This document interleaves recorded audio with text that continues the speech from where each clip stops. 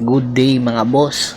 Itong tropang Giga pagkatapos po ng panalo nila sa Converge Fiber Xers ay talagang mayroon silang malaking problema na ikinaharap, especially yung kanilang player na si Calvin Optana. Ayon nga sa mga ulat ay hindi daw na masaya itong si Calvin Optana sa tropang Giga. Ngayon ay hindi pa po naglalaro sa debut game ng Governors Cup itong si Calvin Optana. Ayon nga sa coaching staff ay marami daw mga players ng tropang Giga ang may mga injury. Dagdag na nga po dito itong si RR Pogoy at si Jordan Heading. Kaya naman malaki po ang problema nitong tropang Giga. At the same time yung kanilang import ay hindi po productive, at sa susunod na game mukhang papalitan na po ng tropang Giga.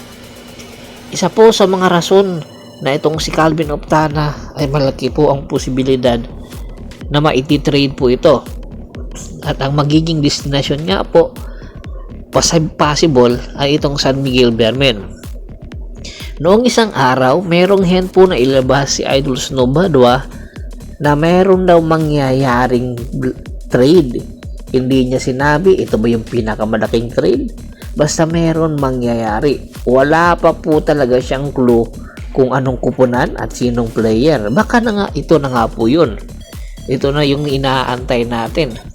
Dahil nga ang hindi lang po ang tropang Giga ang mayroong problema ngayon sa kanilang lineup, including na po sa problema o sa lineup ay itong San Miguel Bearmen, si Junmar Fajardo at si G. Perez po.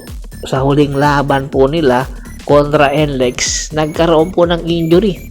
Tandaan po natin na hindi po 100% si Junmar Fajardo. Kung meron mang kukunin na player ang San Miguel Bearmen, syempre yung mapapakinabangan nila yung malaki at the same time yung umi-score. At ito ngayong sagot sa problema ng San Miguel Bearmen, itong si Calvin Optana. Basta maganda ang inilalaro nito, talagang all-around player ito. Kung kinakailangan mo ng puntos, maibibigay niya. Kung kinakailangan mo ng leadership skills, maibibigay niya. Dahil na rin po sa kanyang experience, hindi lang sa PBA, kundi sa Gilas Pilipinas International po. At take note, hindi rin po si Calvin Optana ang impossible na i-trade. Ilan konferensya na pong hindi naglalaro itong si Poy Eram sa San Miguel Bearmen. Wala pong update kung anong injury na meron itong si Poy Eram sa tropang Giga. Lagi na lang po siya sa bench, pero ngayon hindi na po natin siya nakikita sa bench. Sa nakaraan Commissioner's Cup, nakikita po natin, at malaki man po posibilidad kung hindi na nga ito kakailanganin ng tropang Giga ay tiyak gagamitin po nila ito bilang trade asset. Ang number 1 po na magkaka-interest bilang player kay Poy Eram ay itong San Miguel Bearmen din po.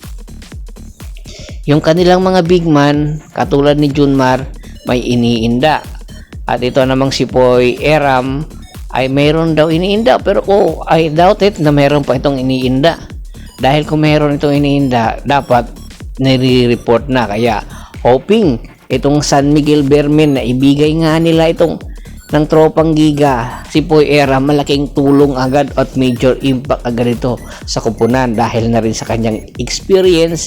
Hindi man niya magawa ang nagagawa ni Junmar Fajardo, pero malaking bagay na ito kung mayroon kang Poy Eram bilang defensive specialist. At the same time, bonus na po yung score na meron na maibibigay itong si Poy Eram, dahil hindi po kailangan ngayon ng San Miguel Bearmen ng isang scoring big man na katulad ni Poy, dahil sa kanilang import pa lang at sa mga guard ng San Miguel Bearmen tiyak ay talagang maibibigay na po, puspusa na po ang scoring, lalong lalo na itong si George King at Don Trollano. Samahan mo pa ni Marcio Lassiter na minsan mainit pa rin kahit may edad na sa kanyang outside shooting. Napakataas pa rin po ng field goal percentage. Kaya ito po yung tinitingnan ngayon ng mga posibilidad na nagaganap na trade negotiation between San Miguel Beermen at Tropang Giga. It's a win-win situation po sa bawat kupunan kung ang ibibigay po ng San Miguel Beermen ay magandang player din po, or bagkus gagamit po sila ng kanilang farm team na Terra Perma Jeep at magbibigay po ng future picks sa Tropang Giga or kanilang player na meron sila ngayon para matuloy ito. Dahil itong si Koptana at si Hipoy Eram, napakalaking tulong po ito sa lineup ng San Miguel Beermen at pwede pong bumuo na ng isang all-star team itong San Miguel kung maidadagdag po si Optana at itong si Poy Eram. Tingin nyo ba sino kaya ang ibibigay ng San Miguel Beermen para matuloy ito trade negotiation na nagaganap ngayon? Komento na po sa baba ng video at pag-usapan po natin yan. Once again, this is Percival Monteron at your service. Don't forget to subscribe my sports channel at don't forget to click the notification bell button para nga po maging updated palagi sa kwentuhan. At bago po man natin tapusin ang ating kwentuhan, shout out na tayo sa ating mga solid na followers na lagi pong sumusuporta sa atin. Kay Kagawad ka sa Kinudukusin ng Hagonoy, Bulacan, Anthony Laki Alon at sa Laki Alon family, Lionel Belches Yunel Alicante, at si Mr. Julius Roche. Marami pong salamat sa walang sawa niyong pagsuporta. I-visit na rin po ng Facebook fanpage ko na Press Page 3, Paul Goso at Boston para po sa mga karagdagang sports balita. Maraming salamat po.